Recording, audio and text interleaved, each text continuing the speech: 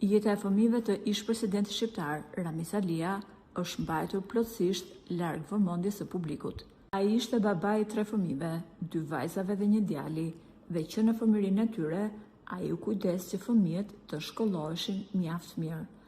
Të 3 fëmijët në Shqipëri studiuan për ekonomi financë, çka do të bëhej në të ardhmen edhe profesioni i tyre në sistemet bankare.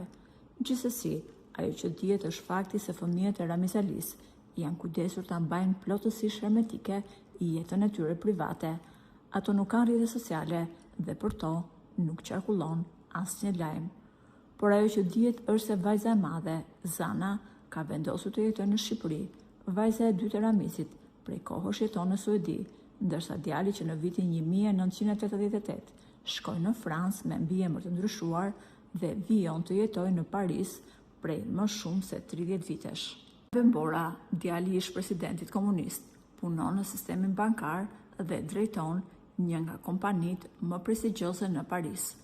Burime mediatike bëjnë me dije se ai është martuar prej vitesh me një shtetëse franceze, me të cilën ka edhe 2 fëmijë. Por bashkëshortja e tij është një nga femrat më me pushtet në Francë, për sa i përket sistemit bankar. Ajo është CEO e një rrjeti të gjerë bankash në Francë, Belgjik dhe Holland.